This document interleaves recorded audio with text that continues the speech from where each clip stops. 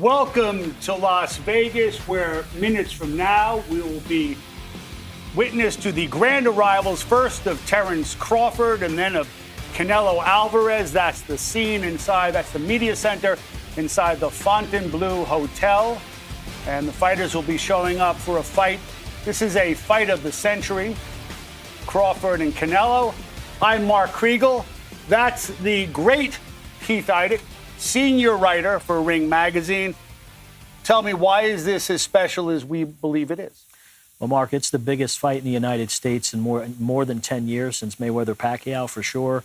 There's a lot of history at stake here, obviously, for Terence Crawford, moving up 2 weight classes, really 3 weight classes, because he's more a welterweight than a junior middleweight.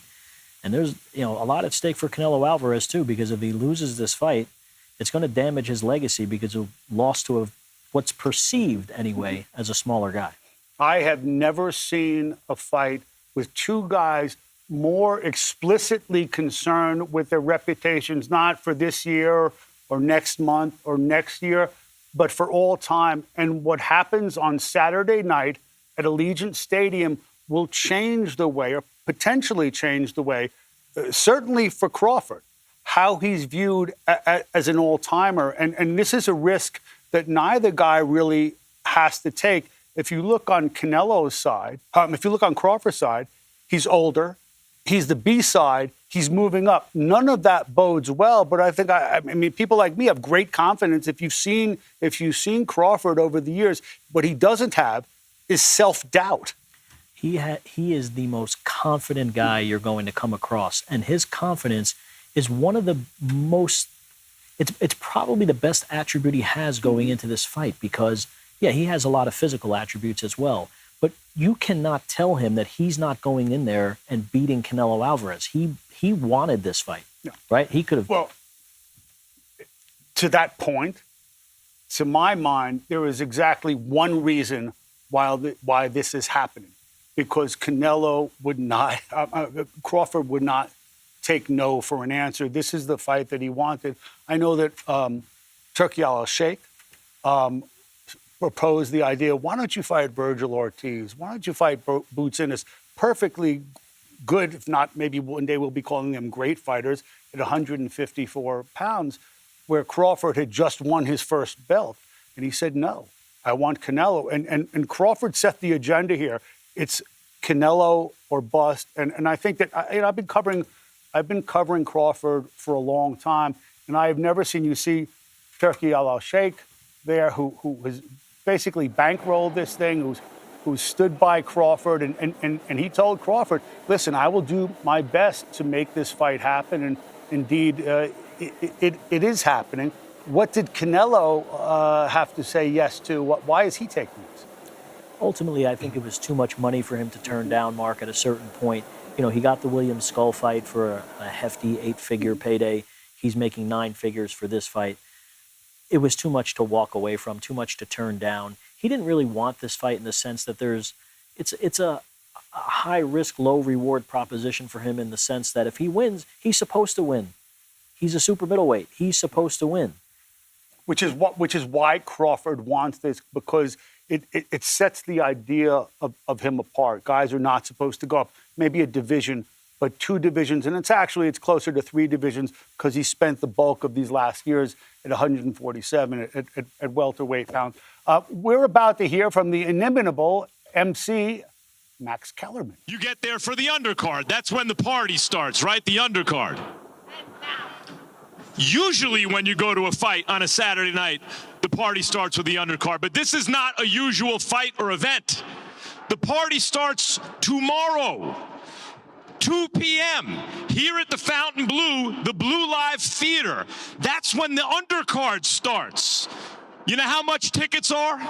$3.99. That's my favorite price. It's free to the public. You are all invited to the undercard tomorrow at the Blue Live Theater, right here at the Fontainebleau. That's where it starts, but it continues the next night, because Thursday night is the debut of The Underdog, and you can get your tickets now. What that means, I gather, is that we have a grand arrival. And I'm guessing that's not Canelo Alvarez.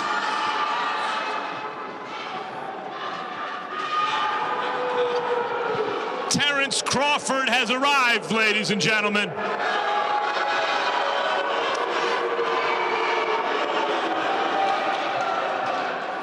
You nervous a little bit, Canelo fans? Yes or no?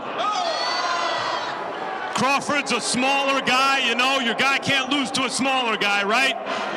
He's risking a lot with this fight, right? It's a high-risk fight for Canelo. Have you watched Crawford? You guys watch Crawford? You're saying Crawford runs? You have not watched Crawford. You're afraid he's going to run? It's not his style, guys. Not his style. Terence Crawford, where is he? He's making his way up here.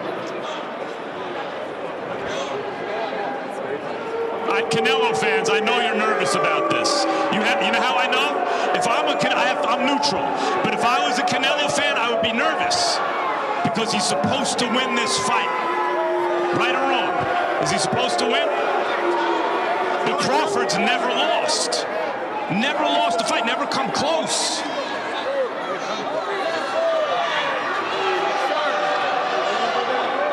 Here he is, ladies and gentlemen.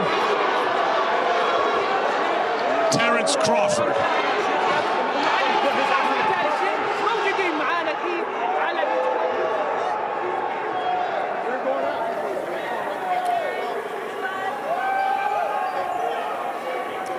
Keith, how you feeling, champ? Let's listen to Mac. A lot of boos when you came in. This is going to be a pro-Canelo crowd. How you feeling about that? Oh, this ain't nothing different than when I went to Scotland and fought Ricky Burns. So I'm cool with it. It's nothing different. At Allegiant Stadium, the biggest fight since Pacquiao and Mayweather?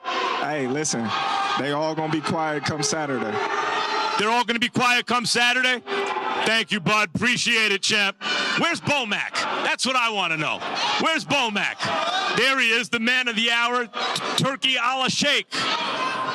Turkey, you're making the undercard free for everyone tomorrow night. Everyone's invited. 2 p.m. Right here at the Blue Live Theater at the Fountain Blue. That's where the party starts, everybody. No, Bomac, you're taking a long time to get up here, brother. I'm going to keep talking to your guy.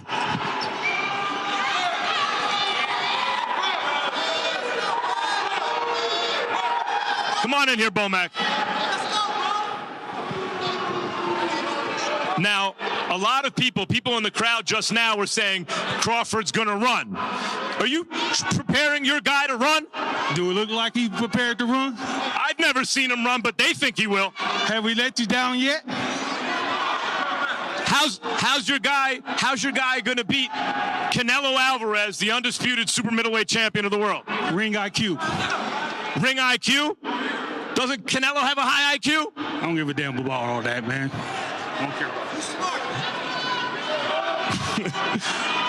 Bud, what does it feel like when you get up here? You said it's like when you went over to Scotland, but you're the villain in this to these people, right? Right here, this crowd, the people who showed up here, I heard them boo you. What does that feel like? It's cool. I've been booed before. Hey, listen, they can't fight for him, so it don't matter. And when they say you're going to run, what do you have to tell them? I already said it before.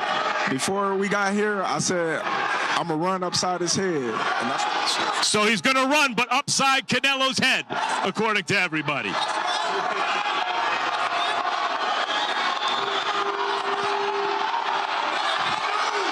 That's right. I see.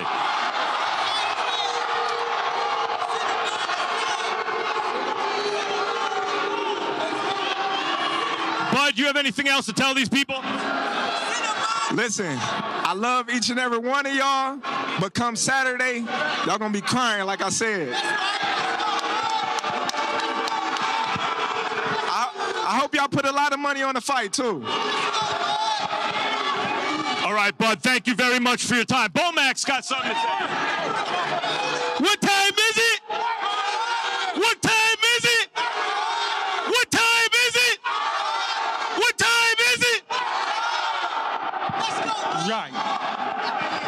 Thanks, Bomac.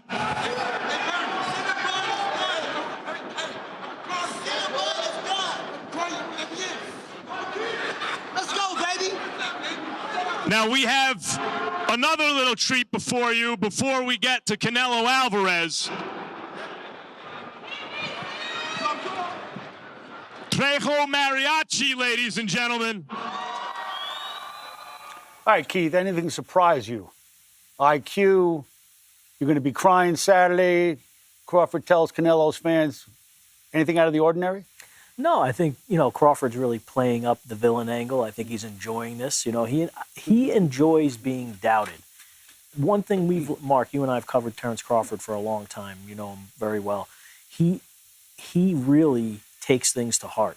He's motivated when he senses any doubt whatsoever. I actually think it runs deeper than that. I think it goes back to his mother. I think it's at the very core of who he is. He needs to be doubted.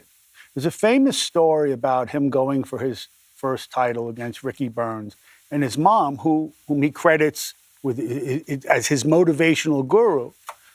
He's going to Scotland to fight the Scottish champ for his first belt. No one really knows who he is. And she goes, yeah, you're going to get beat up. And it's that doubting that energizes him. And I have never seen in any division, any fighter, any athlete I've come across, including Michael Jordan, having to, motivate himself by getting cut as a sophomore or some nonsense like that. I've never seen a fighter for whom doubt is a more important fuel. It's so essential to his makeup. You doubted me. You doubted me. That's what makes Terence Crawford. And I think that when he looks at Canelo, he sees the antidote to all that doubt. He sees the ultimate, I told you so. And one of the things that's peculiar to this stage of Canelo's latter career is that I think that because he was such a potent economic engine, guys look to him as a score, as a payday. I don't think that Crawford looks to him that way. I think that, and Crawford told me this morning, that those guys, recent guys who have fought Canelo, thought going 12 rounds was a victory. I'm here to win, and I don't doubt for at all, a little bit. He will not run. That's not fair. Skull ran. He will stay in front of him. And I think that could be to his peril, Crawford. Yeah, and Dimitri Bivol brought up a good point in recent months when the last guy to beat Canelo said his mental toughness and his mental strength is one of his greatest advantages going into this fight. Because other guys come into the fight defeated. They're entering the ring thinking that they can't win. That is the complete opposite of the way Terence Crawford feels about this. And it's why, like you said, Mark, he demanded this fight. He could have continued fighting. Yeah, to make the most money, he would have had to have fought Boots or Virgil Ortiz. No, and I get why to make the most money? No. To make the most money, he took this fight, right? Obviously, but I'm saying to make the most. I don't think he did this for money. No, I agree. Yeah. But there is a dramatic difference in the money. But he would have been paid very well to fight Boots or Virgil Ortiz. But I get it from his perspective as a guy who's going on 38 years old, not wanting to fight those young lions like that because it's more risk than it's worth for him at this point. If he's going to risk his O, it's going to be against Canelo. You see this scene with him doing media row and the big scrum, one media outlet after another. And this is precisely the kind of scene and the kind of fight that he has been denied, through no fault of his own for the last, I don't know how many years. I mean, I covered him throughout the Top Rank broadcast, and it was always a production trying to get him a fight, or certainly a fight that was commensurate with his talent. Now, I mean, there was a lot of talk. He didn't draw, and this and that. I think it was a lot of it was a cop-out. Fighters draw when they fight other great fighters. And no one said that after he took out Errol Spence. And Errol Spence was precisely the type of opponent, epic opponent, that had been withheld from Crawford for years. I mean, because basically the way people call it politics, it's actually economics. The way the economics of boxing broke down is that the PBC had all the welterweight champs of any repute, except for Terence Crawford, who was with Top Rank. They couldn't. I think both organizations have culpability. They weren't willing to share. They couldn't make the fight, however you want to say it. But as a result, his reputation suffered, and I think that's why he wants Canelo. He wants to be in this big fight because it's this type of scene where he is at the center of the boxing universe that he's wanted for many, many years. Mark, it's interesting also in that when he finally did get the Spence fight, and he dominates an undefeated, unified welterweight champion to become the undisputed champion in a second division, he still didn't get the credit that he felt he deserved. Because Spence was old. And Spence he was damaged goods because of the car accident and a detached retina. And he didn't live. I know what I saw in that fight. He didn't live the cleanest life outside of the ring, which Errol will tell you himself. So he doesn't even get the credit for his signature win. So I didn't hear all those doubters on the way in. Understood. They were not nearly as vocal as they were after the fight, and that was an extraordinary domination. And I'm not saying that that's a fair criticism necessarily, but that's what he's had to live with for the last 2 years, which is again why he wanted a fight like this, because again he goes in as the doubted underdog, the smaller guy. He can't do it. To your point earlier about what his mom told him before he fought Ricky Burns. He's driven by it's his entire existence. He's like that outside of the ring, as you know. But ping pong, basketball, it doesn't matter what it is. He's an extremely competitive person. There's another element to this too, which is, look, Canelo is the great Mexican fighter, and certainly this century, Mexico has risen in prominence and economic stature within boxing. It's a crucial market. It's crucial for the production of fighters. We've talked ad nauseum about what a Mexican fighter is, Mexican style, all of that stuff. But everyone knows about Mexico and boxing. Terence Crawford is from Omaha, Nebraska, and no one thinks of Omaha as a boxing town. And that idea, that where are you from idea, has followed Terence Crawford since he was a kid in the amateurs. Like, yo, you're from where? They have fighters in Nebraska? Football players, maybe, but fighters? And Terence Crawford is through and through the fight. So I think that there's another element that he's been looked at as having no pedigree, not from a boxing place, not from a boxing town, was an unknown quantity. And we were talking about it this morning when he would fight well-known amateurs like Danny Garcia, like Mikey Garcia. He beat Mikey Garcia. Mikey Garcia was about as well-schooled a fighter as I remember coming out of the amateurs. And he beat him, but he never got any of the shine for that. And of course, in past years, one of the great ways for a fighter to come into the pros and already be known was the Olympics, and he didn't make the Olympic team either. So he was really sort of playing catch up from the jump, I think. Yeah, and Cameron Duncan, his late former manager, who had a great eye for talent, obviously identified Bud as a guy who could become what he became. Mm-hmm. You know how that happened? How's that? The great Timothy Bradley, I should say. Oh, when he sparred. Yeah. Bradley had a camp when Bradley was really like a top 5 fighter. And Bradley calls him into camp, and the condition was he had to fight southpaw. He says, sure. So, Tim's a champ. Tim's at the very top of his game. And after the sparring session, Tim's just sitting on a ring apron, and he goes, what the hell was that? You beat my ass. And that didn't happen very often to Tim Bradley, certainly not at that time. And he says to him, you ain't no sparring partner. He goes, you a champ. And at that time, it was a different Bud Crawford. And Crawford says, yeah, you think so? He goes, I know so. And in fact, it might have been Bradley's greatest prognostication of many. Yeah, no, absolutely. And he believed it, though. Crawford believed it from the beginning. He just didn't get the opportunity until he got those fights on HBO that changed the course of his career. Yep.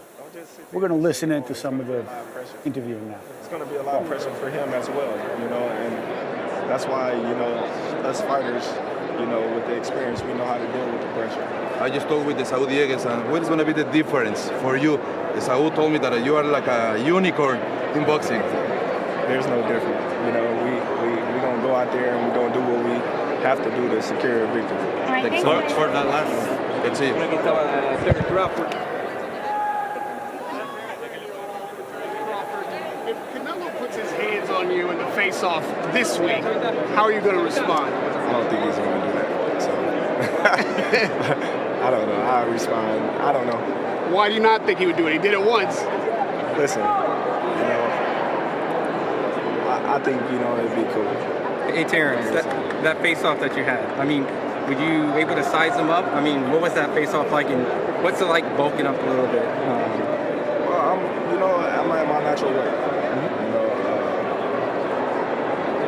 Me bulking up, a lot of people is taking him too far in that. Oh, he's slow, he's bulked up, and this and that. He's fat, and this and that. You know what I mean? I don't care about all that. I just want to fight. People said that you guys look very similar in size, like you were mentioning. If anything, maybe a little bigger in that face-off yesterday. I really don't care if he's bigger or if I'm bigger. We still got to fight. Come fight night. That's the only thing I'm worried about or thinking about. I'm just waiting, counting the days now. What do you say to people who are questioning your chin at this weight? Hey, listen, I ain't never been down yet, so hey, they can question it all they want. Have I been hurt? Yes, I have. Have he been hurt? Yes, he has. Here's what it is. Let's figure it out. All right, let's go. Thank you.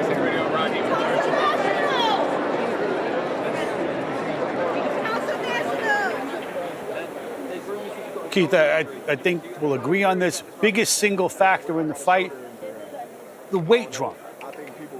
He's had a good chunk of his career at 47, one title at 54, one fight at 54. Now he's at 68, which is Canelo's home turf. Can he do it? Well, his people certainly think he can do it because they'll tell you to a man, Brian McIntyre and the rest of his training team, Steven Nelson, who's been sparring with Bud since he was a 35-pounder, and he was a light heavyweight. Steven Nelson ain't Canelo, no offense. Understood, but he was 175 pounds when Terence Crawford was 135, 40-pound difference, and they sparred together. So he's always been in there with bigger guys. He always took it as a challenge when guys came to the gym.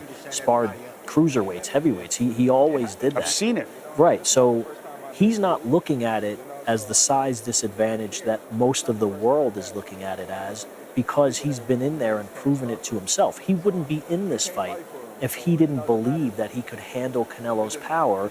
And Mark, you know, there's a dramatic difference between sparring with heavily padded gloves and headgear as opposed to the bright lights of fight night when you're in there with smaller gloves and there's all this pressure on you. It's very different.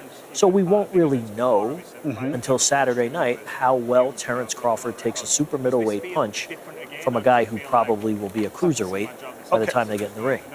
What would you compare this to? Is this without precedent, or what? I mean, where do you go back and forget like Henry Armstrong, forget the last century, but what in the last like 30, 40 years could you compare this to? Is Leonard Hagler comparable? Is it not? Tell me. Yes and no. I mean, he's undefeated, right? There's not a blemish on his record. Right. So it's different in that sense, in that he didn't have to do this, and he's risking his O. And one thing I would say, though, there's not as nearly as much risk involved in this for Crawford as there is for Canelo, because if Crawford loses, he's supposed to lose. Despite that the odds have tightened to the point where it's almost even, he's supposed to lose. But he's also, this is a peculiarity, especially in today's day and age. No rehydration clause, no catch weight, none of that stuff. So he's fighting him straight up as a 168-pounder, even though he's never competed near that. The other thing, to me, in my lifetime, the gold standard of weight jumping would be Michael Spinks, who came up from 175 from light heavyweight to beat the great Larry Holmes, and he was still Larry Holmes. But this is different to me in that, Crawford's almost 38 years old. And a big jump of that proportion in terms of your body weight or where you had been at is, I can't really find anything quite like it. And again, as you said, he is undefeated. So is Spinks. But I find this outside of Spinks, this is certainly the most extraordinary jump and the most ambitious jump. And with this century, where we've become accustomed to a lot of nonsense, the rehydration clauses, the catch weights,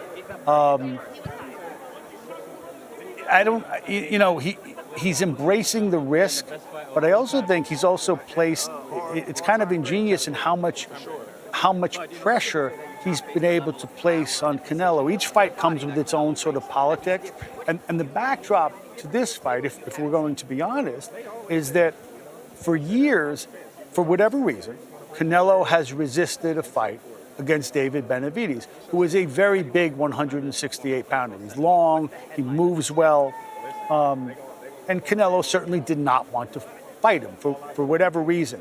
So it's kind of like, hey, if you didn't want to fight the big guy, come here and fight the little guy. It's almost like the politics of this.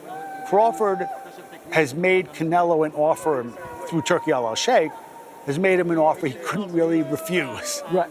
And I understand the perspective of people who will say, let's not throw a parade for Canelo for making an absurd amount of money to basically fight a welterweight. I get it. I don't think he's a welterweight. He's well, and once you accept that challenge, on Crawford's end, he's a 168-pounder. He can't have any excuses. But the public's perception is that this is a much smaller man who fought one time at 154 pounds and has spent the last 6 years, whatever, 7 years, however long it's been, 2018 I think it was, at welterweight. So he's primarily been a welterweight for the bulk of his prime. So I do understand not wanting to give Canelo too much credit based on the financial aspect of it. However, there's a lot of risk involved here. If he loses to Terence Crawford on Saturday night, it's going to be perceived that he lost to a much smaller man, and his legacy is going to be damaged unequivocally.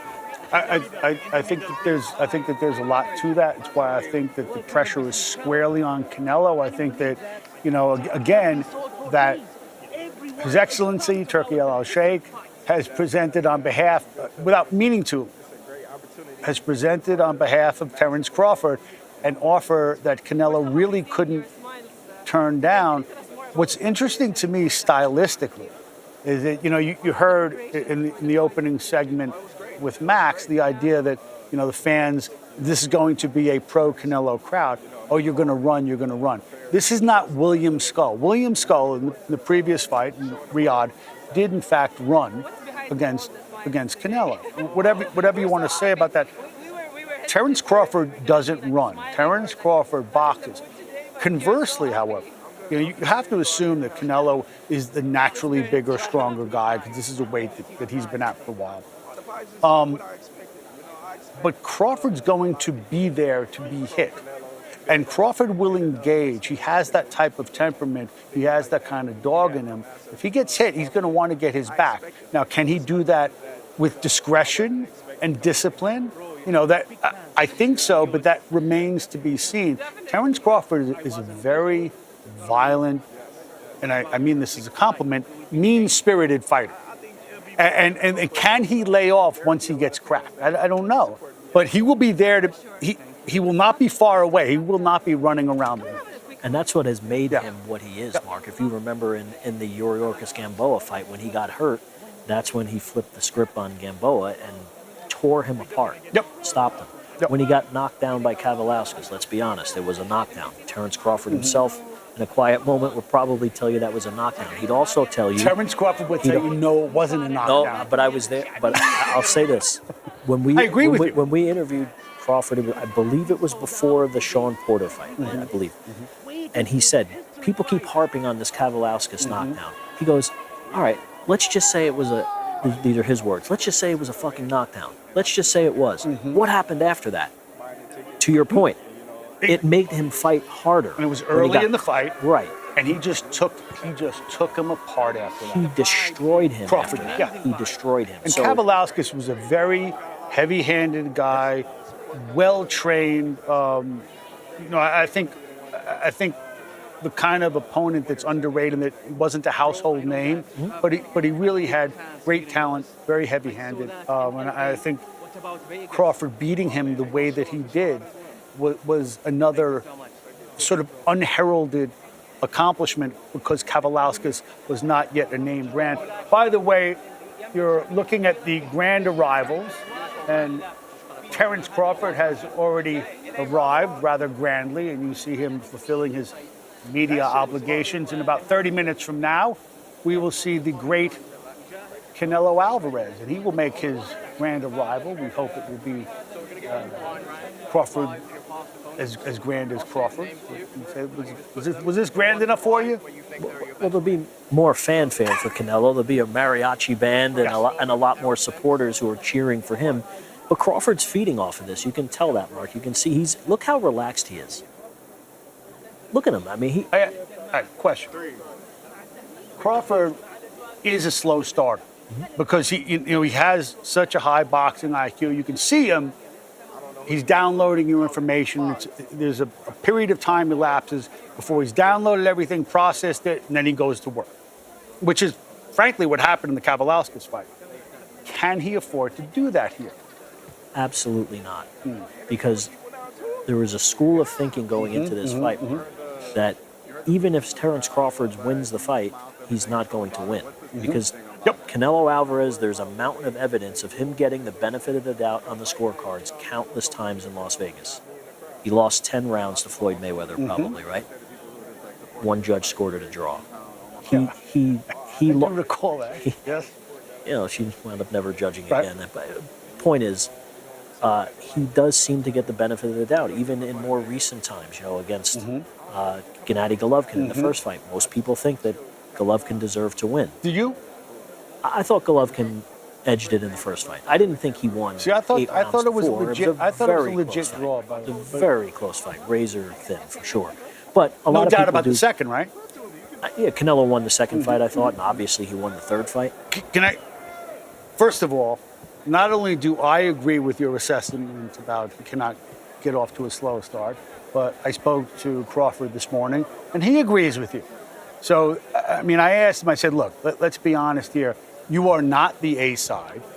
Can you afford to start slow? And he said, absolutely not. I mean, it was a very candid interview. I have to be decisive. I have to show that I'm in control. I have to dictate the pace. And I thought that was a pretty clear-headed answer.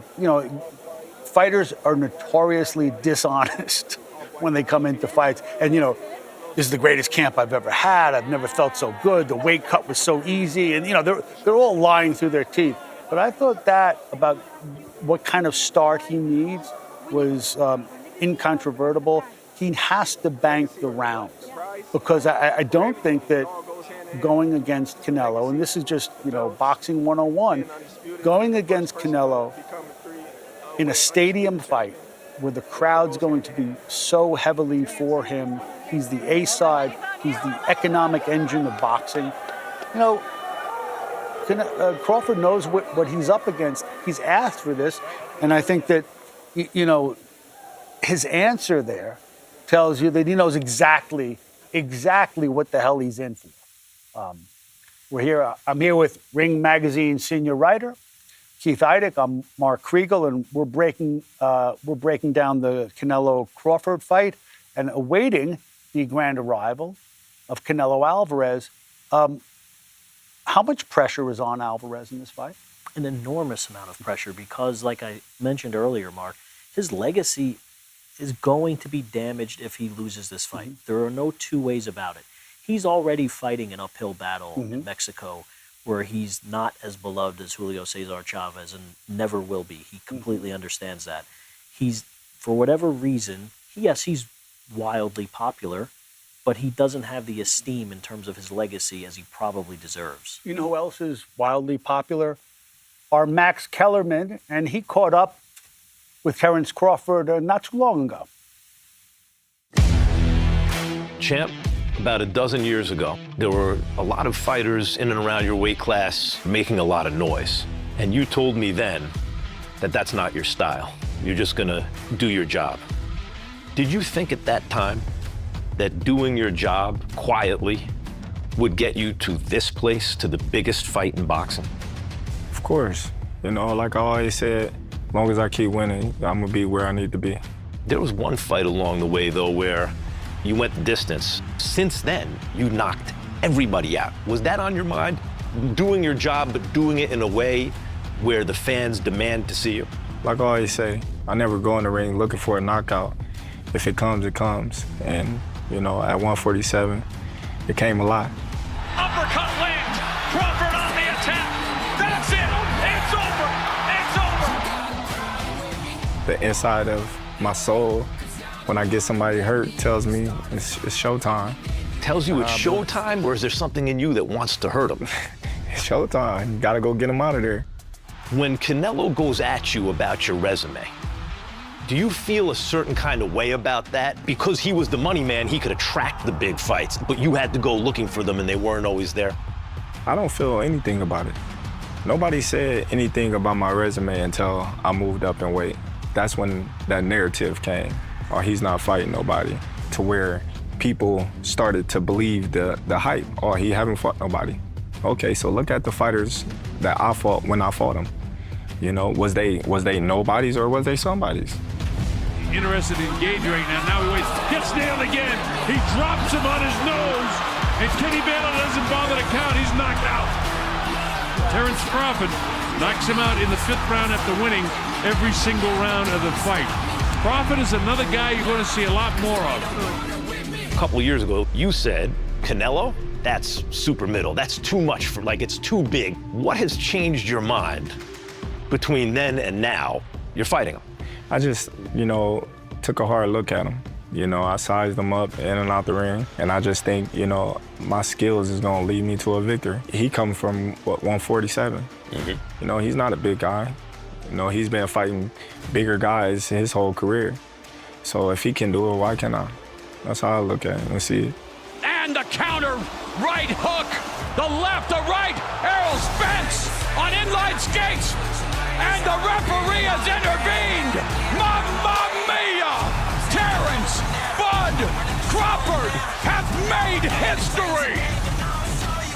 This is going to be easily the most watched championship boxing match in almost 50 years since Ali fought Spinks, because this is on Netflix. Do you feel any responsibility that when all the attention is on boxing, you've got to deliver? I'm going to give him a victory. Like I said, everybody got their opinion. They're entitled to say and think whatever they want. I don't want to change anybody's opinion on anything until fight night.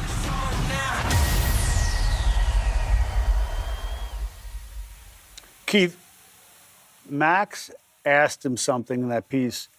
Is there something in you that wants to hurt your opponents? And I know for a fact that there damn well is. Terence Crawford is one of the most mean-spirited fighters. And I remember the trainer, Ben Davidson, saying there's an art to being mean-spirited as a fighter. But he's one of the meanest guys. He has true killer instinct. And there's something else with it. I've seen mean guys in there before. I've seen guys who want to hurt you. I have never seen it from a guy who can come at you as easily from the right side as the left. It's this sort of dichotomy within Crawford that's particular just to him. The same way he can be a good guy and a family man, he can be a killer. There's this dichotomy in him. He can go left to right. He can switch from being a nice guy to being a really mean guy too. What do you think the switching, what type of a problem does that pose for Canelo? Or has he seen enough from both sides? Well, I think it's an enormous problem because he does it so flawlessly. He can fight the entire fight as a southpaw. He can fight an entire fight as an orthodox fighter. He can switch back and forth, within rounds. I mean, go back and forth and really confuse Canelo, because Canelo couldn't conceivably know how Crawford is going to approach this fight, because he has tricked people into thinking he's going to do one thing and then done another in the past, and I could see that happening on Saturday night as well. Let me put it to you this way. Canelo is nothing if not a richly experienced fighter, okay? He's fought I don't know how many orthodox fighters. And he also learned there's a stretch in his career. Trout, Arislandi Lara. You saw what he did to another southpaw, Billy Joe Saunders, who's really a craftsman. He knows how to deal with lefties. We know he knows how to deal with orthodox fighters. What's the difference? Well, he has had some trouble at times with southpaws. He certainly had trouble with Lara, and that was a while, but it was a long time ago. But it was a long. I think that he really learned his craft in those years. He did, and he damn near decapitated James Kirkland, who was a southpaw. So he's had success against southpaws as well. But how do you prepare, Mark, for someone like Crawford? You can't say, oh, let's go replicate the sparring. Now, he tried. He brought Boots in. Right? And that was, by the way, that was at Boots' urging, not Canelo's. Why do you think that was? Boots wanted to go test himself against Canelo. He knew that he would, obviously you get some positive publicity out of it. Yeah, Boots knew that he would get some positive publicity out of it, of course. But he's the one who initiated that. He went to Canelo. Canelo didn't come to him. So obviously it worked out for Canelo because you can't find sparring to replicate Terence Crawford. That's about as good as you're going to do. But as high as I am on Jaron Ennis's talent, he's not Terence Crawford. Right. Billy Joe, okay, in the last, I think, decade or so, he has fought just two lefties. John Ryder, who was workmanlike, what I thought was game, and Billy Joe Saunders, who was really an excellent fighter. It's just Canelo tore him up, broke his orbital bone. Is it really that big a difference? I understand that Crawford can change inside a round. Other fighters can't. But if you've seen enough, if you are as richly experienced as Canelo Alvarez is, shouldn't you be able to handle a guy switching? Well, you would think, but there's no one else who's done it this way. There's no one to compare it to. And when does he do it? How does he do it? How does he keep Canelo guessing? Canelo is not looking to, he's looking for a guy to stand right in front of him in one position and bomb away on him. That's what he's turned into, unfortunately. That's why William Skull, for all the criticism that he rightly took for running, because let's be honest, he won probably 4 rounds. Not, like you said, not in a way that you traditionally win rounds. Canelo just stood there. You'd never be a judge in Vegas. Right. No, I'm just sure.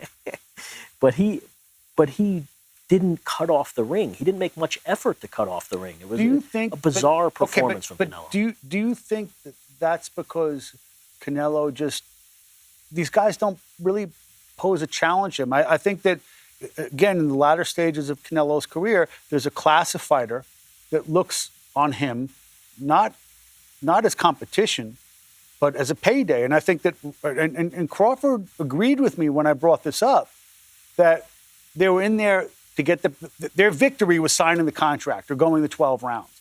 And every fight that Crawford is in, I know he's not as active, hasn't been as active, but he's there to win. He's not there to get paid. True. To your earlier point about Terence Crawford having this meanness and this nasty streak in him, which he clearly does, you wonder if Canelo has lost that a little bit because he's let guys off the hook. That's my question. He's let guys off the hook, right? He's knocked down a lot of these fighters that he's gone the distance with in his last 6 fights. I mean, 7 fights in a row have gone to 12-round distance. So he's not knocking people out the way that he once did. Is he content to go to the distance? Is he showing compassion for, in the case of Jaime Munguia, because he's a fellow Mexican and he liked the kid and all of those things. But if he doesn't have I'm not saying that Terence Crawford won't bring that out of him, because it just might, particularly if it turns into a dogfight on Saturday night. But does he still have that to go take out Terence Crawford to ensure that he doesn't lose a fight that, from the standpoint of his legacy, he cannot lose? No, he cannot lose. He cannot lose and be the guy he wants to be. It's one thing losing to Dimitri Bivol, who's a 175-pounder. Losing to Terence Crawford at 168 on the come-up, 2 divisions, is something else entirely. And it would imperil a reputation that Canelo holds absolutely sacred, not even internationally, but his standing as the great Mexican fighter of this age. So I think that's I've never seen this be about 2 more gargantuan egos, more explicitly concerned with their legacy. we're going to be hearing, I hear from Canelo Alvarez maybe in about 15 minutes. He'll show up and make his grand arrival. In the meantime, guy we know wrote this piece about the great Canelo Alvarez. If the first thing you noticed was the hair, you weren't alone. A sign of his singularity. Mexican fighters comprise a long and glorious history. But across decades that span millennia, this Mexican fighter has done something his predecessors couldn't imagine. First Mexican fighter to win titles above welterweight. Not merely a pro at 15 or a champ at 20, but for almost a decade now, Canelo Alvarez has been boxing's leading man.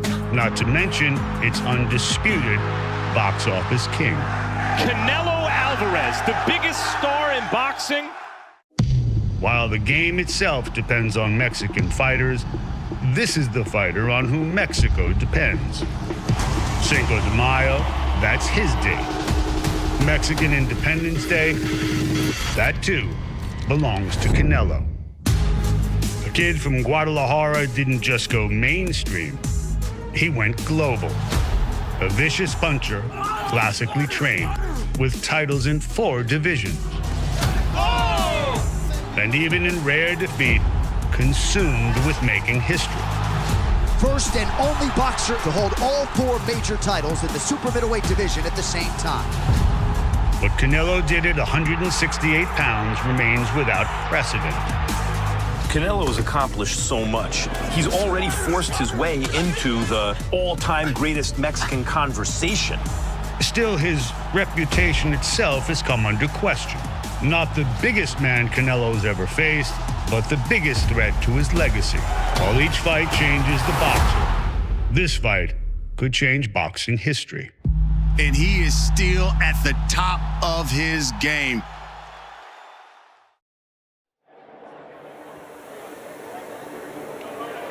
Well, you know it's a Canelo Alvarez fight if you have a mariachi band. This is a pretty cool violin. Would you say? Very impressive. I know you're a violin Very aficionado. Yes. I'm a little disappointed, by the way. I gotta You say are. something. I'm a little disappointed, a little offended, maybe. Me? I did something. That you did not use the voice when you introduced me that you used for the Canelo piece. It's a very professional announcer's voice, and I didn't get that type of respect. I'm a little disappointed. That's all I'm right. sorry. You know, we'll take it up when we get off the air. I do want to ask you this. 30 years in the sport. When you came in, could you imagine a Mexican fighter who occupies the same place in the game that Canelo does now, which is the boxing's #1 attraction? Because when I came up, that was really not considered an option. That was a title that was held by American fighters only. Yeah, and Chavez, while he was a star in the United States, he was not a star of this magnitude in the United States. No, not even close. Exactly. Hey, by the way, I mean, I was there. Don King didn't really start promoting him in earnest until Tyson went away. So, yeah, no, you're right. Right, and a big part of that too, Mark, was Canelo really has embraced English and he's learned to speak the language. He understands it perfectly. Sometimes I think he's not comfortable speaking it, but I think that's helped him in some ways become a. He also, had the right. There's another fights. element, which is that the prominence of Mexico and the importance of Mexico as an economic engine for the sport has increased and increased and increased. So the Mexican fighters are respected more because the game needs them. And the last, I don't know how many years, certain divisions in the United States have diminished. Heavyweight, for example. And there's been a greater emphasis on Mexican fighters. I think that there's another element, which is Canelo's look, which was so distinct. Wait, who's this kid with red hair? Wait, what's going on here? That it focused. you were riveted to him. The power helped too. And that was, he became the number one attraction in boxing. I understand that he could hear he knew what everyone was saying in English, but his reluctance to speak in English, he was already, before he was talking as fluently as he is now in English, he was already the number one attraction in the game. And I think that's different, certainly from the fighters I grew up with. The game has become more international. And it also helped that he fought Floyd Mayweather when he did. He was 23 years old. Yeah. By the way, Floyd was By the way, all losses are not created equally, and that was a great loss, and it helped him. It helped him develop in the ring and in his career. But he became a pay-per-view star. That's the thing. You can only become a pay-per-view star if you fight a pay-per-view star. Right. That's what people don't realize today. Yeah, and it really did help him become a household name in the United States at a very young age, and he's still fighting 12 years later on the grandest stage, which is pretty amazing when you consider it. I think that one of the things we forget about is how traditionally Mexican his journey has been. I mean, kids don't turn pro at 15 in the United States, but he did. He's traveled this very traditional, old school Mexican path, and I think that sometimes we forget about. We're looking at a kid who's been making his own way in that ring since he was 15 years old. And he was 140 pounds at 15 years old when he made his pro debut. The other thing that I often think about sometimes when we assess Canelo's career is how differently things might have gone had when he fought Jose Cotto. If Jose Cotto was able to capitalize on hurting him early in the first round when he was badly hurt, it's the most hurt we've ever seen Canelo in a fight. What if Jose Cotto would have taken Canelo out? Well, there's a difference in that. I still think back then, I know it wasn't ancient history, but a loss shouldn't be the end of your career. And thank God it wasn't. There's another way to look at that too, which is maybe Canelo was more resilient than we knew. Every fighter is going to get tested like that. Like, for instance, I thought that there were different stages of their career, but I thought that one of Mayweather's finest moments, if not his finest, was when he gets cracked by Mosley, and he's really about to go. Oh yeah, he was. But but the instinct in him and the courage in him is so finely honed. He knew what to do. He held on. He took what he had to take, and then he pitched a shutout from there on out. And how Mosley hit hard. Mosley hit him really hard, and he knew how to deal with it. So I thought that maybe we're seeing something that we haven't seen much of because people haven't been good enough to test Canelo. Is that a legit way to look at that Cotto fight? But my point in saying that, though, is that if he got stopped in the first round by Miguel Cotto's worst brother, his career obviously wouldn't have become what it became. I mean, and it really, it's that fine of a line, right? Because if he gets stopped in that fight, he doesn't become Canelo Alvarez. That was my only point saying that. No. I understand what you're saying. I think it's a legitimate point. And I unfortunately, we're in an age where, thanks to Mayweather, who was a complete anomaly, and other fighters I don't think should judge themselves against, there's only one Floyd Mayweather, where a loss has become a death sentence for your career. I think in that respect, the example of the UFC has been helpful. Everybody loses. In boxing, everybody's supposed to lose. I see all these guys with perfect records. I don't see that many perfect fighters. As a matter of fact, I don't see any perfect fighters. But you have all these guys with O's, and that's primarily because they've never been challenged enough. And there should be very, very few, if any, undefeated fighters in boxing. And I commend Canelo because he has lost, because he did fight Bivol. I'm much more interested in seeing Canelo Bivol than I am in Canelo Berlanga or Canelo Skull. No, 1,000%, in any event, you've been covering him for a while. The most impressive performances you've seen in Canelo Alvarez? I would, in the more recent part of his career, and it's not all that recent anymore, but I think his win in the rematch against Golovkin stands out to me because a lot of people thought that he lost the first not fight. Mexican style or what we like to. He No. was a really crafty, excellent. Yeah, no, boxer. he really showed. He did. He really did in that fight. But a lot of people thought that he lost the first fight, which of course resulted in a draw, very dubious draw. But so I think in that fight when he came back and fought the way that he did and showed that he had different dimensions to his game and beat Golovkin is really one of the fights that stands out to me because, you know, frankly, in the last few years, you know, he loses to Bivol and then he's beaten some very good fighters, but he hasn't beaten any great fighters, right? I mean, you wouldn't say that since he's fought Bivol that he's beaten great fighters. Look, no, but I think that Golovkin's a great fighter. Golovkin's a great fighter.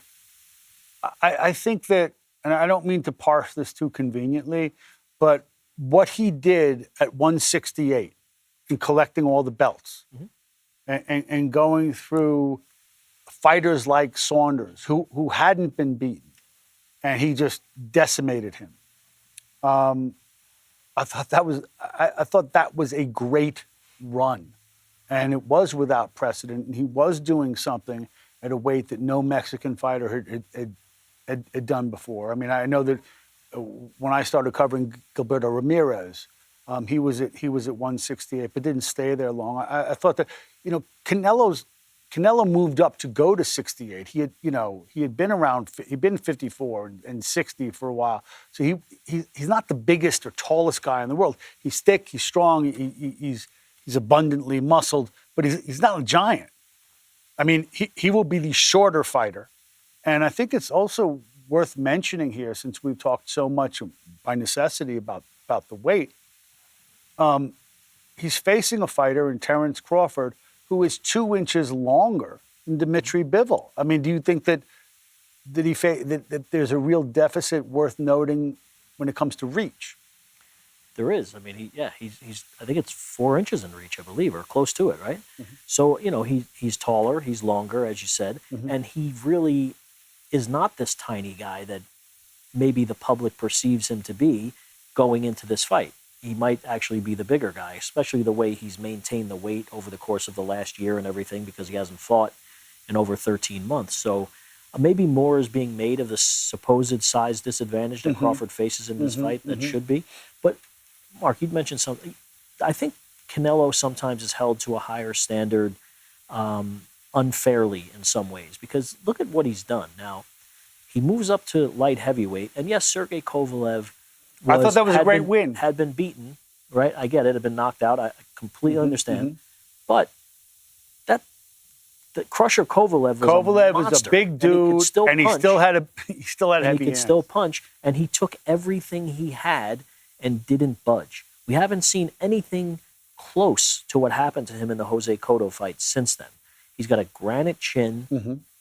Yeah, he has turned into more of a stationary fighter who's just looking to take guys out who stand right in front of him. That's all true, but I think he's unfairly criticized sometimes and maybe taken for granted in some ways, you know, particularly being the economic engine for the sport, as you've said. Let me refresh here. We are up about 5 minutes. There you see the media center at the Fontainebleau Hotel, where everyone is awaiting the grand arrival of the very grand Canelo Alvarez. This is the fight that so many of us have wanted to see for quite a long time. This is the fight that they took to calling for a bit of time the one.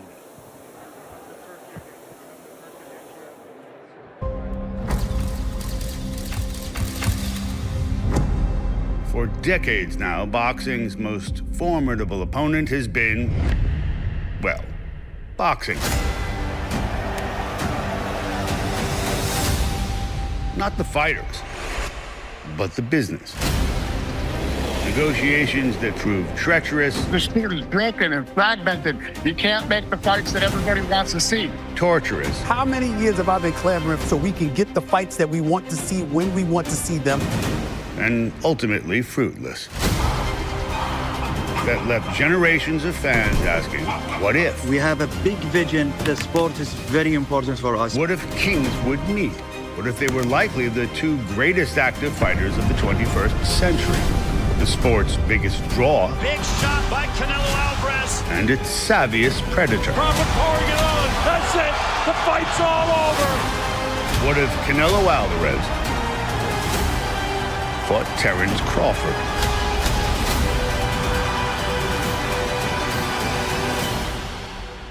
Guess what? No more what if. It's on. And there he is, His Excellency Turkey Al-Sheikh, waiting as well for the grand arrival of Canelo Alvarez. He's got his Canelo Crawford shirt on, he got his Canelo Crawford hat on. And it's in many respects his show. One of the things that most interests me about the fight, in addition to the wonderful mariachi violinists, is the idea that even though Crawford has to come up a good way in weight, we've never seen Crawford lose. But we have seen Canelo lose. And I think it's to his credit. I think your career doesn't really become interesting until you lose. But in your mind's eye, it makes the fight credible, even though he has to come up all this weight. We've never seen Crawford lose. As a matter of fact, we've never seen him really challenge, have we? I think the Sean Porter fight Sean was very Porter close, for a while, actually. yeah. I mean, it was close on the cards. Wasn't close at the end. No, and it, again, speaks to what you mentioned earlier about his killer instinct, what motivates him. When he was told in the corner, hey, the fight's close, or they have you down, or whatever He was told between outraged. rounds, he was pissed off, and he came out and took Sean Porter. Sean Porter is one of the best fighters in that division. That blew me away. And but it was a competitive fight before then, and one of the few competitive fights of Crawford's career. If you know anything about Sean Porter and how tough he is and how tough he is in the gym, look, this is a guy who'd never been taken out. And the idea that Terence Crawford took him out, to me, I'll always remember that. I'm like, wow, it's over? And I looked at Porter and he wasn't protesting. No. Which to me said volumes. Just how destructive a puncher and how destructive a force Terence Crawford really is. And again, to me, Sean Porter is a guy who fights bigger than his weight. He's kind of like a fullback in there. He's really imposing physically. He wasn't a great knockout puncher, but he's the kind of guy who could just wear you down, and he looked bigger than he weighed. And he fought bigger too. Anyway, here we are. I think we can toss to Mr. Max Kellerman.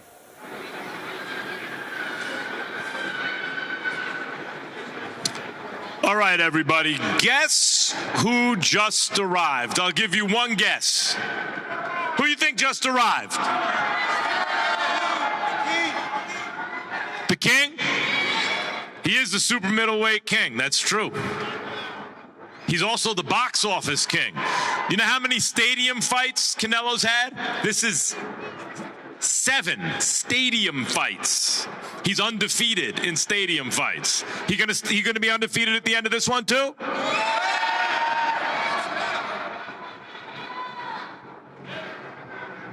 One thing about Canelo is he's been in a million big events. And I'm going to ask him about this just between you and me when he gets here. Don't tell him. But has he ever been in a bigger fight than this one? Is this everyone knows this is easily the biggest fight of Terence Crawford's career. But has he ever been in a fight as big as Canelo Alvarez, who's been in a million huge fights? Floyd Mayweather, that was huge, and that was Floyd, but he was young then. He was young, and he wasn't going to be in front of, 50 million people worldwide. Because this ain't a pay-per-view. This is available to everybody. I think Triple G, those were big fights, but not like this. I think this is not only obviously the biggest fight of Terence Crawford's career, but in a career that's filled with almost nothing but huge fights, this is the biggest fight of Canelo Alvarez's career.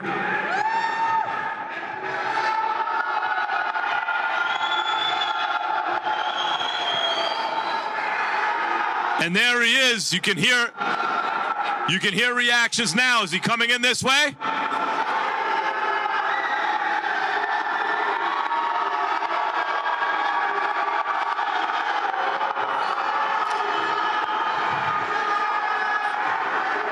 Canelo Alvarez has been knocking out grown men since he was 15 years old. Does he still have it? Does Canelo still have it? Are you sure he still has it? He's going to need it. Well, we know that. But he's going to need it to fight Terence Crawford. And by the way, Canelo, when you talk to him about Terence Crawford, he knows what he's in with. A lot of times, fighters who take smaller fighters, people think they're just doing it for the bag, right? And they kind of take it easy. They don't get as up in training for them as they should, and they can get upset. Canelo is sparring with Boots Ennis getting ready for this fight. He's not falling into that trap because he knows what he's in with. And these two fighters, Canelo and Crawford, were the best pound-for-pound fighters in the world consecutively. Because after the Bivol fight, people said, okay, well, how can you still call him pound for pound if Bivol just beat him and then Crawford beat Spence? Now people will talk about Usyk and Inoue and the monster, you know. I get it. But those two guys were considered by most people the consecutive pound-for-pound champs. I don't know in the history of boxing how many times it's happened that those two fighters have fought each other. That the two consecutive fighters who've been considered with the pound-for-pound crown have fought each other when they still have something left. And I'll tell you what I've been telling people for the last month about this fight. In 1978, Muhammad Ali fought Leon Spinks in a rematch, and 90 million people watched it, right? But since then, boxing's been on pay-per-view. So even the biggest fights, I don't care what fight you mentioned, the biggest fights, they don't do 90 million, they don't do 50 million, they don't do 30 million viewers, right? But this fight is going to be easily the most watched championship fight since 1978. That's 47 years ago. That's almost half a century. It's going to be the biggest fight in terms of how many people are watching in almost half a century. Is Canelo just too big? Is he just too big for Crawford? Is he too big? Too strong? Too smart? Does he still have the defense? Because Canelo's just been walking fighters down the last 7-8 fights. They've been running from him, and he's just been chasing him around. But that's not Canelo, really. The real Canelo is very slick with his upper body movement and counters. Is he still that guy? Is that even how he should fight Crawford? Or is that giving him too much respect? Marvin Hagler, when Duran moved up to fight him, gave him a lot of respect. Maybe that was a mistake. It was a close fight. But when he fought Hearns, he said, to hell with that, I'm going to get this guy. And knocked him out. Should Canelo be the slick Canelo? Or should he go get him? A lot of questions going into this fight as we await the champ. So does he still have that muscle memory, Canelo, if he needs it against Crawford to be that slick counterpuncher? And is that even a good idea for him to be thinking that way? Or should he be like Hagler was with Tommy Hearns when he said it was destruct and destroy, and he came just to bring the fight to Tommy Hearns? A lot of questions going into this one. Canelo, who I knew was going to be the one to fight Triple G because he never ducked anybody. When he was coming up, he was the money guy. He fights Floyd Mayweather very early in his career when he really wasn't ready. But then he fought guys like Austin Trout, and Erislandy Lara, and the kind of fighters that you would never put your fighter in with if you didn't have to. But he never ducked, guys. He wanted the best and fought everybody.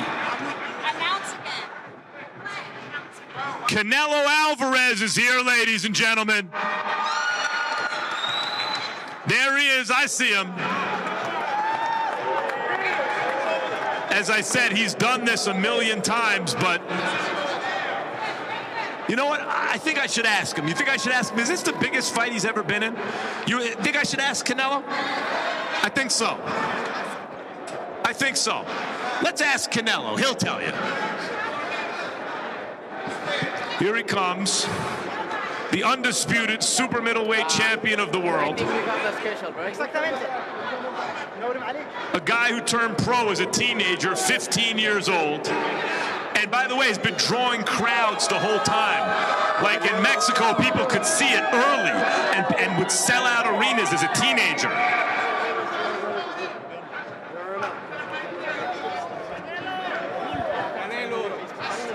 Used to this sort of thing. I see Richard Schaefer. I see you, Richard.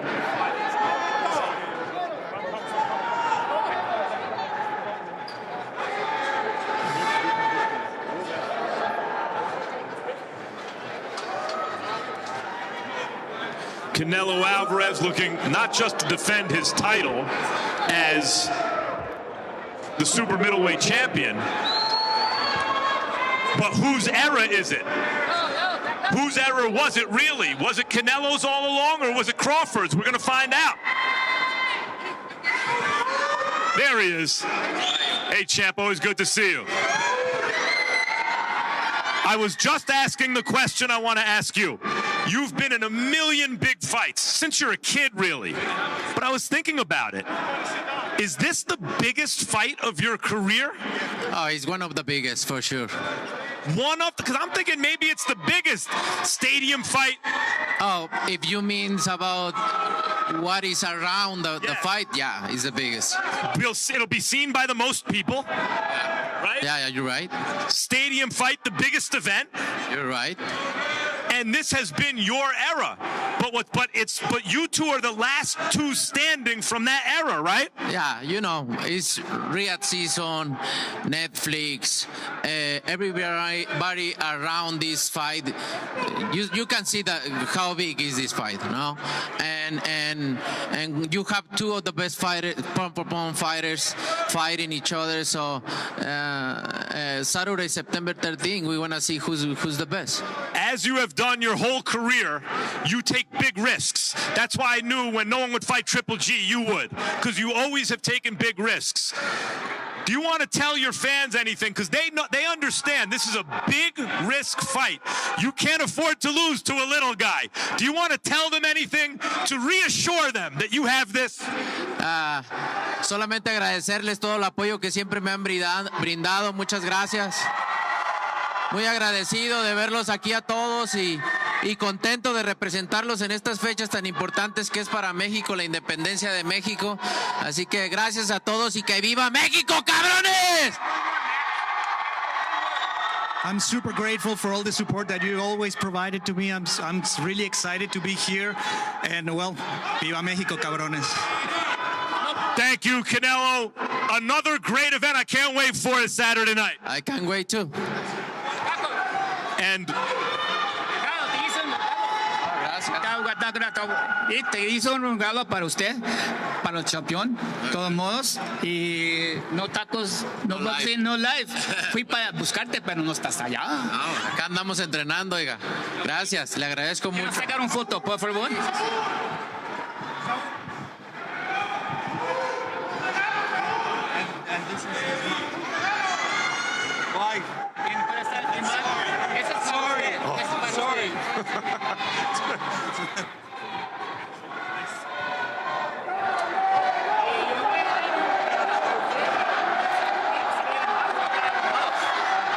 Eddie.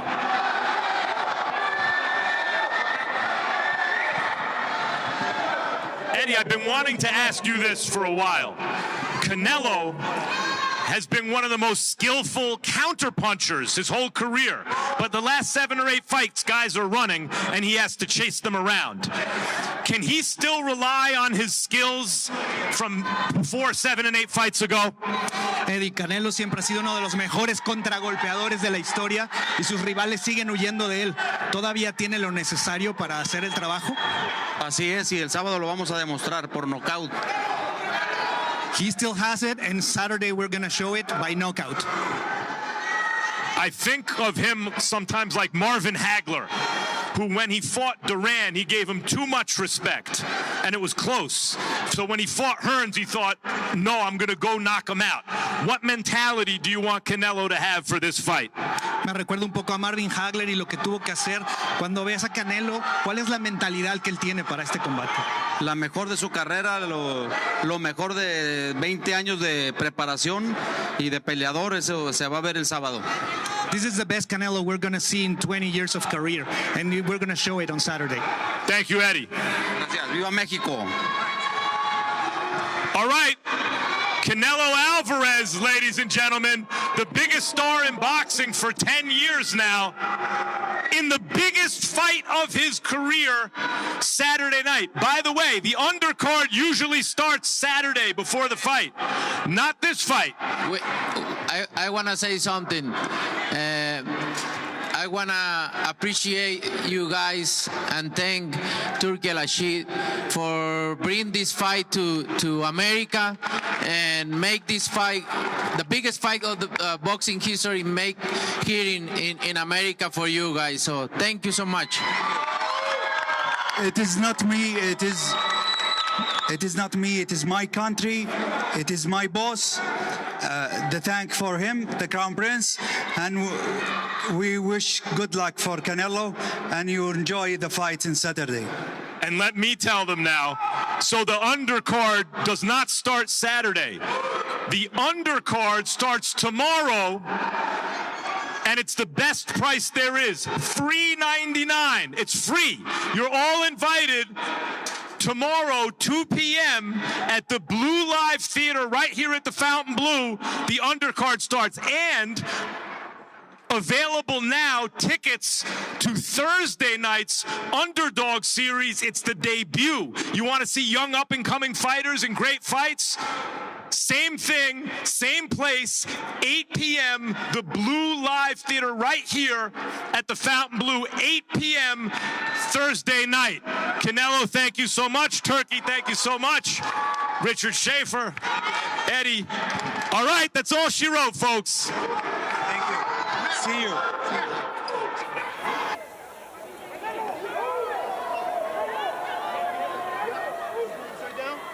Well, Keith, we do have, I think, a headline coming out of Max's interview, not with Canelo, but with his trainer, Eddie Reynoso, where he said Canelo's going to win by knockout. I hadn't heard that before. Had you? No, and he also said that we're going to see the best Canelo that we've seen in 20 years. So if there weren't a lot of pressure already on Canelo, his trainer sure put a lot more on him. I mean, that's the prediction we've been waiting for to spice this up. I don't know if it really needs that much more spice, but that's interesting. You know, a trainer saying that my guy's winning by knockout. I did not expect that. No, I didn't expect it either, based on the build-up toward the fight. I haven't heard anything like that. So, look, I think Canelo hearing a lot of people and reading a lot of things about him losing this fight, because many more people now believe that Crawford is going to win than when this fight was first mentioned several years ago. People thought that a lot of people thought that it shouldn't even happen, and now there are people who think Crawford has everything it takes to win the fight.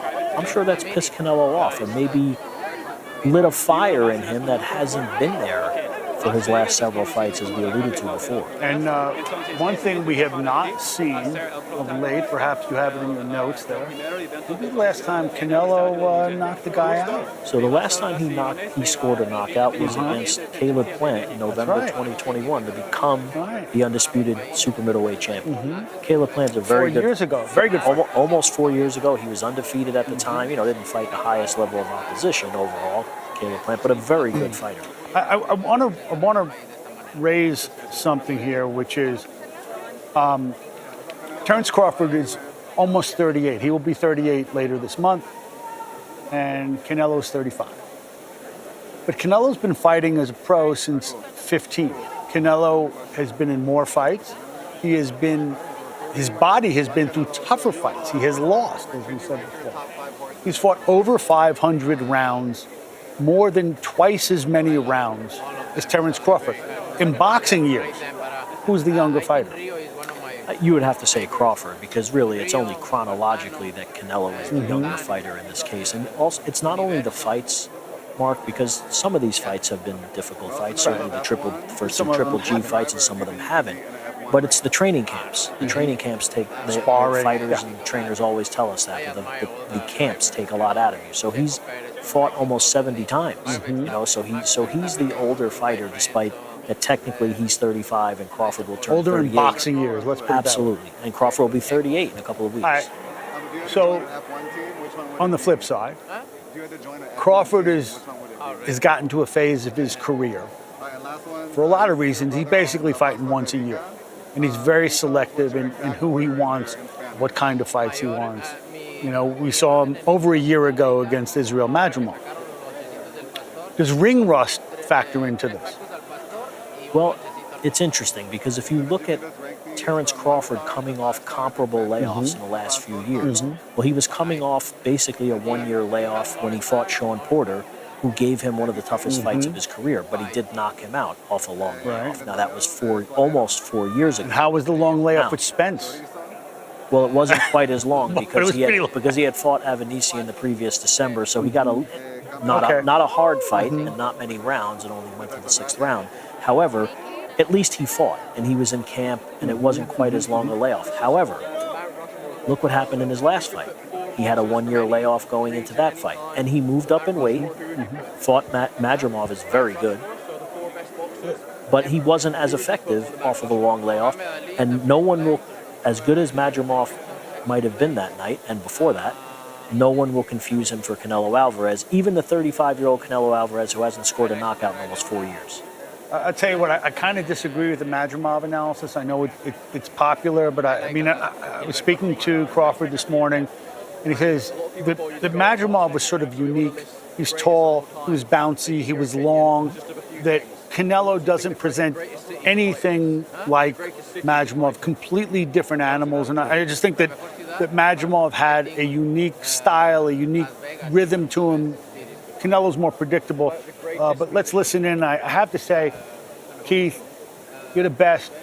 I got to get you one of these white suits.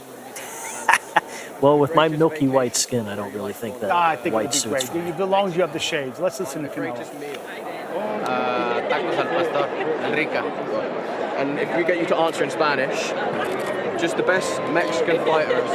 You know, can you talk a bit about, because a lot of people call you the best Mexican fighter ever. Who, in your opinion, is, you know, if you had to put some of the greatest fighters in Mexico, who do you think are? No, sabes que no me gustaría ponerme a mí ahí todavía no me retiro y creo que mis números van a hablar cuando me retire, pero tenemos grandes peleadores mexicanos como Julio César Chávez, Gilberto Román, Salvador Sánchez, la Chiquita González,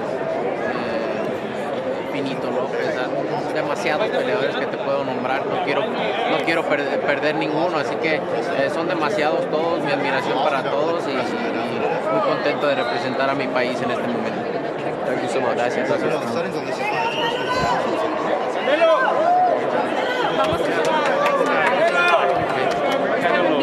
Welcome to the channel. How are you?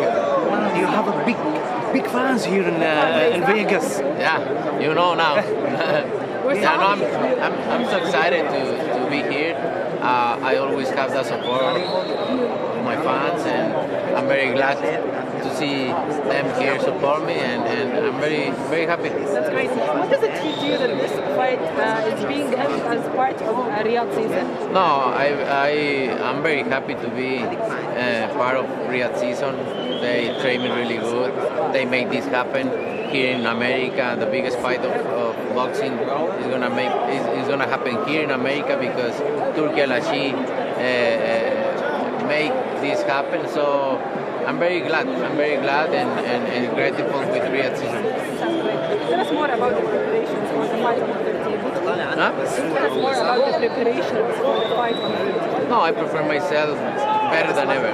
I have really good training camp, and I'm ready to show September 13th. Are you ready as usual? I'm more than ready. Do you think it will be the toughest fight? I don't know. We need to see. We need to wait for September 13th because I had a lot of good fights. So. What did she say? I'm his man. To win. No, I have a lot of huge fights in my career, so we need to wait till September 13th to see. Last question. Who's your stylist? Who's helping you? Amiri. You have a stylist? Yeah. Choosing, Amiri dressing me. That's your stylist? Yeah. Amiri. Shout out to him. Or her? Him. Him. Shout out to him. Thank you very much. Thank you. Thank you. You know, Keith, this is precisely what we never heard from the guy who was commonly perceived as the greatest of all Mexican fighters, the standard bearer for the nation, for the style, Julio Cesar Chavez. This type of fluency, this type of accessibility in America. What does it say about Canelo? That he's a very smart businessman because it has made him a star in the United States over the course of the last 12, 13 years. He's made gargantuan sums of money. He's a smart guy. He's also been a great trash talker. Yeah. You know, I remember the Demetrius Andrade attempt to crash his post-fight press conference. You want payday.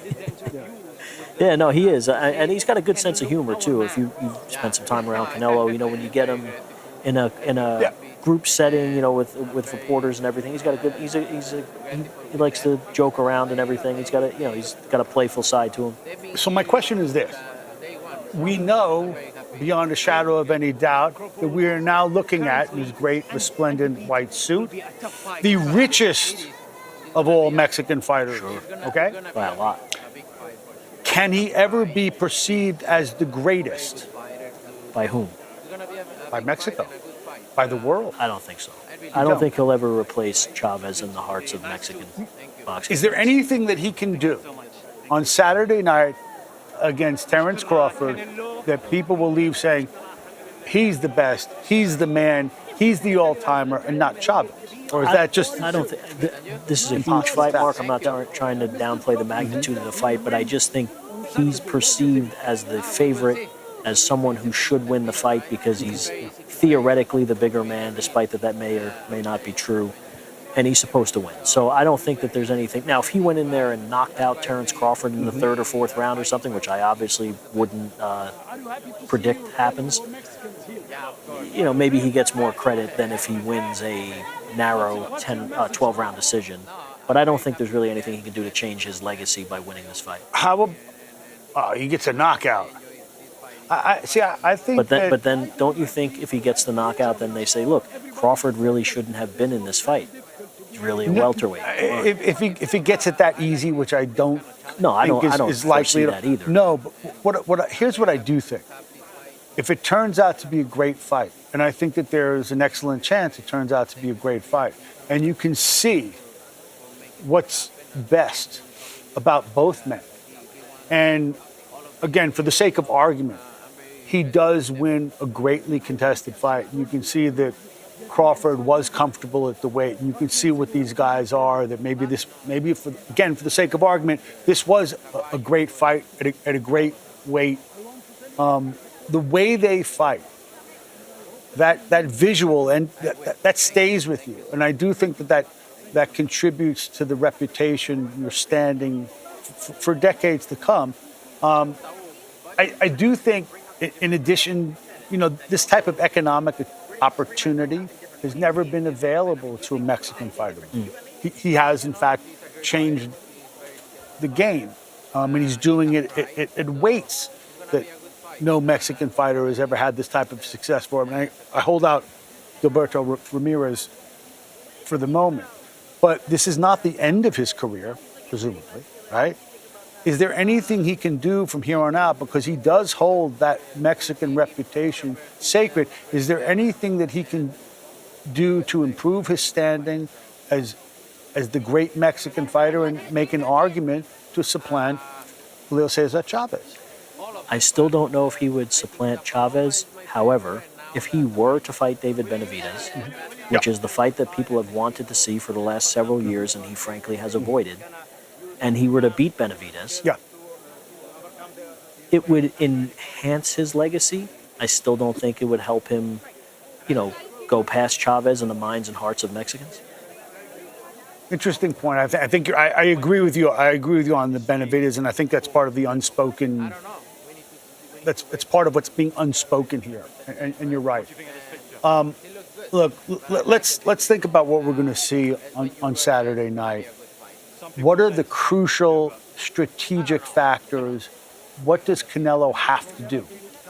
Well, he better be a lot more aggressive than he was in his last fight, because he can't afford, like you said earlier, Crawford can't afford to give away rounds. Canelo can't afford to allow Crawford to switch on him and bank rounds early in the fight, assuming he gets the credit on the scorecards for doing that.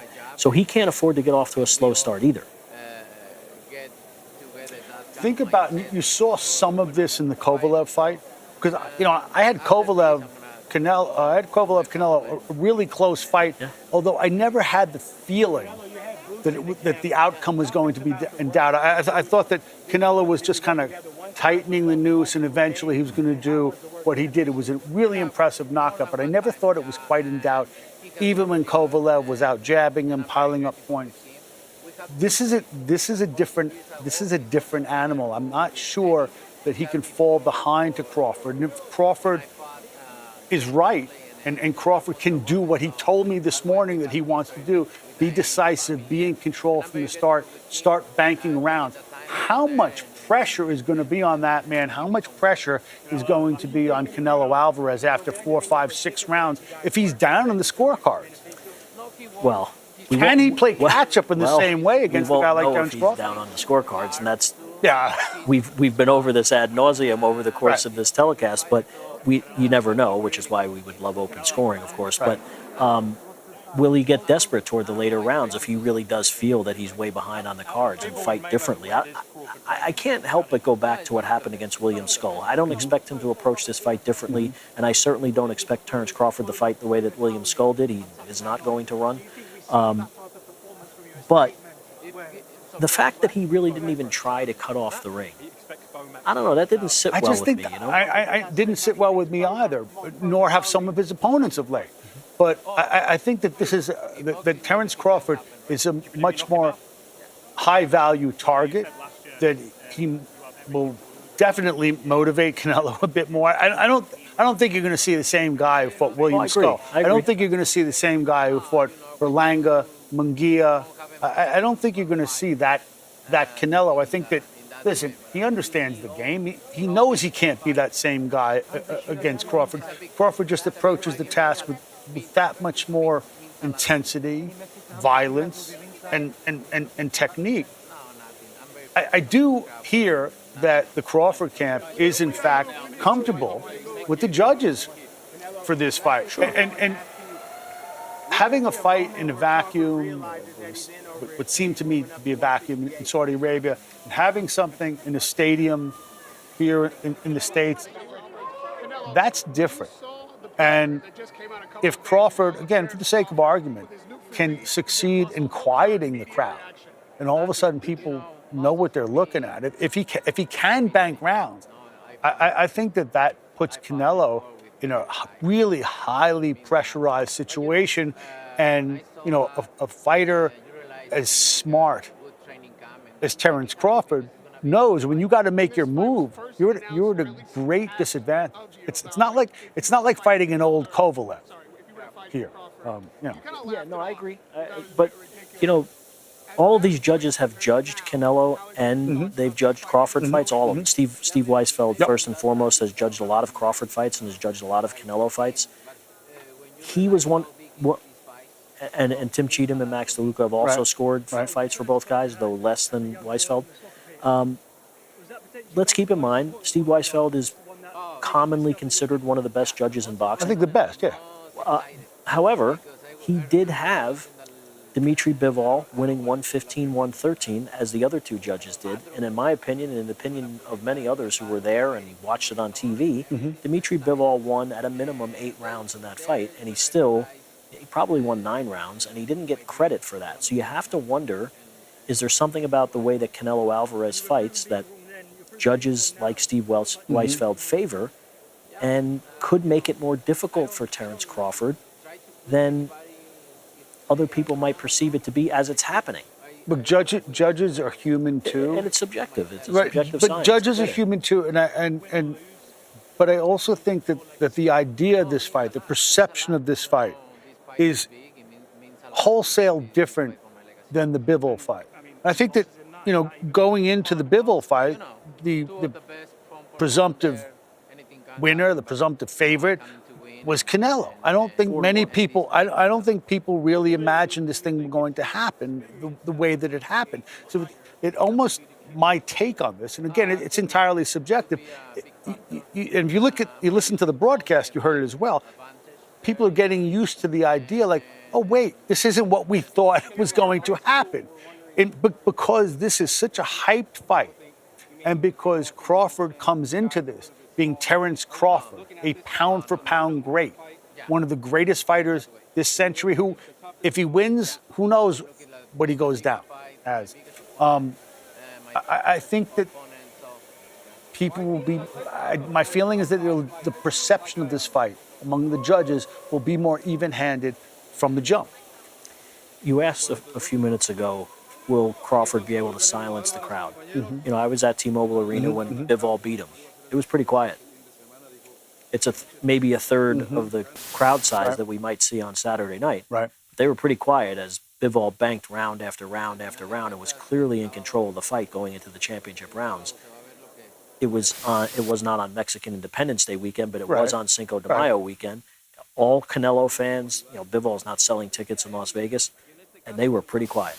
So yes, Terence Crawford can silence the crowd if he starts banking rounds and beating Canelo decisively and demoralizing, maybe not Canelo, but his fans. Okay. What does Crawford have to do? Or what can't he do? What are the imperatives for Crawford? What he told you today, he cannot get off to a slow start, which he oftentimes does. He can't do it in this fight. What are the imperatives for Canelo? I think he has to put as much pressure on Crawford. Now, he's a counterpuncher, naturally a counterpuncher, obviously, but he has to put as much pressure on Crawford as he can't let Crawford get comfortable.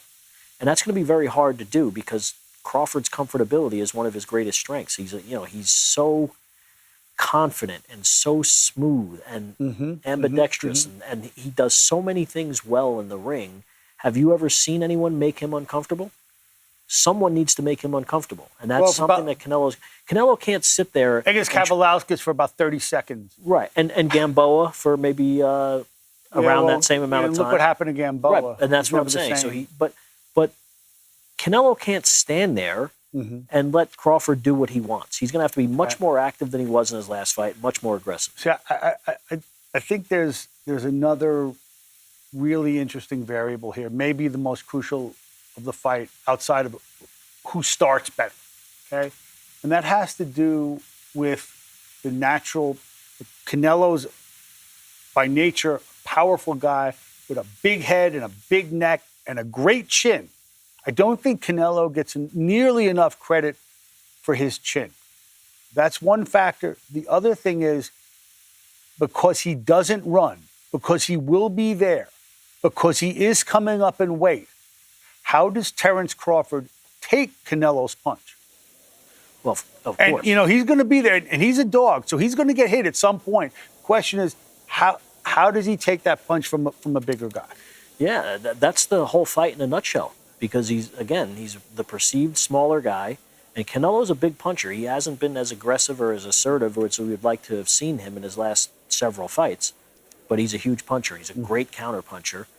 His timing is impeccable at times, but he doesn't look like the same guy.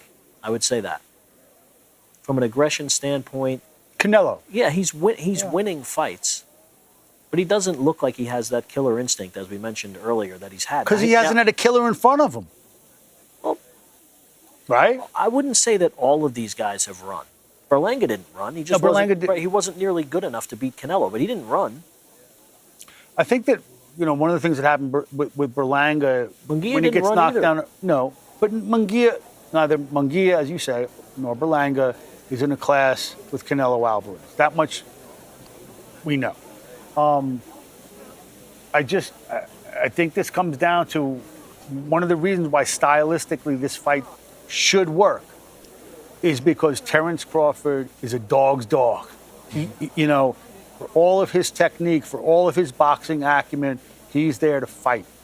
And what happens when you come up in weight against a naturally bigger guy who has a great chin? I know that he's handled big guys. I've seen Terence Crawford handle big guys in the gym. This is different. This is smaller gloves. This is a guy who's accustomed to the weight. I do think because of the kind of fighter Terence Crawford is, when you put these guys together and you do the sort of the boxing calculus, something's got to give, and that's why I love this damn fight. Yeah, that's what makes it a fascinating fight.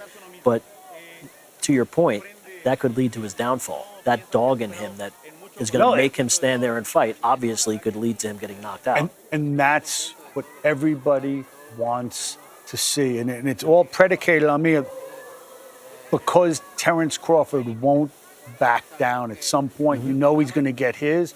That's what makes it interesting. Can he stand up to Canelo's punch? Can he break Canelo's chin? And can Canelo, conversely, do something we've never seen before, which is beat Canelo Crawford or beat Terence Crawford? Or, as Eddie Reynoso just said, and this is kind of your headline, can Canelo actually do what Reynoso said and knock him out, knock out Terence Crawford? And I don't see Crawford's a great fighter and a first ballot Hall of Famer, obviously one of the best of this generation. I've had him at the top of my pound-for-pound list for a very long time, despite arguments from a lot of people. But I don't see him knocking Canelo Alvarez out. I don't see it. The guy's got a granite chin. Mark, I actually do think he does get a lot of credit for his chin. It's one of his best assets. I mean, since that Cotto fight, which we mentioned earlier, see, when he's been buzzed in fights, he's hit it well. Because he has mentioned at times that people hurt him a little bit or he felt a particular shot in a fight, but he's good at masking it. He's got a granite chin. I'm not saying it's impossible, but I would be very surprised if Terence Crawford knocked out Canelo Alvarez. I would be less surprised if Canelo Alvarez knocked out Terence Crawford. Okay. I'll give you a white suit if you're right. I think that's going to be great on you, man. Keep pushing his white suit I think that's going to recreate the whole idea of Keith Idec, and I think as a senior writer for Ring Magazine, a senior guy, a sage voice, I think you deserve a damn white suit like Canelo Alvarez. Okay, but here's what I want to hold you to, and here's what the white suit, the resplendent white suit, depends on who's going to win the fight, Keith. It's either, look, I see it going one of two ways. I see Terence Crawford beating Canelo on points in a more narrow fashion than he deserves. I think it'll be closer on the scorecards than... Does Canelo get beat up? If it happens like that, does Canelo get beat up? No, I just think, no. I think Crawford is just winds up being too smart, too skillful, too athletic, too everything for him, and wins a decision. Maybe like, say he deserves 116, 112, 117, 111. He gets 115, 113. Of course. I mean, I could see that. Very boxing. I could also, I could see Canelo catching him with something late that really impacts the fight. Those are the two ways that I would see it going. You don't see a knockout. You don't see Reynoso. I think if he catches him with something late, I could see him. If he hurts Crawford, I think he'll finish him. Crawford would finish him too because he's one of the best finishers in the history of the sport. I just don't think he's going to hurt Canelo, particularly up top. So those are the two ways I see it going. Crawford winning a decision or Canelo by late stoppage.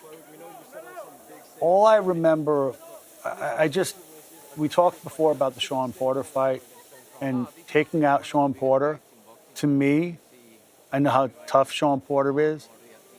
It opened up my sense of possibility for Crawford. I don't know if he knocks him out. I'd lean toward him winning on points. I think your analysis is in fact astute, that if he does win on points, the scorecards will be tighter than they should have been. Yeah. But I could see this going either way, and I think it's going to be a hell of a fight because you have two very violent fighters when they're at their best. And I think that certainly Crawford will demand of Canelo Alvarez that he be at his best. And I think it's a real opportunity for the sport too, Mark. We haven't touched on this much so far, but Max alluded to it several times, that this has the potential to be seen by, more fans, like at a championship level. I don't mean Jake Paul and Mike Tyson or something like that. I mean a real high-level, world-class fight will be seen by more people in the United States and perhaps globally than any fight since Muhammad Ali and Leon Spinks. Leon Spinks in their rematch in 1978. It's a very long time ago. I was a little kid. Even you were a little kid then, right? I was already an old guy. I actually was. I was in high school or something like that. But all kidding aside, I mean, this is something that the sport needs. We need. Well, it needs it for a couple of reasons. First of all, I mean, look, this is this TKO promotion, and we're seeing what could be, or personally I hope to be, a new era in boxing. I'm hoping it's we no longer think of an undefeated record as some sort of prerequisite to getting a big fight.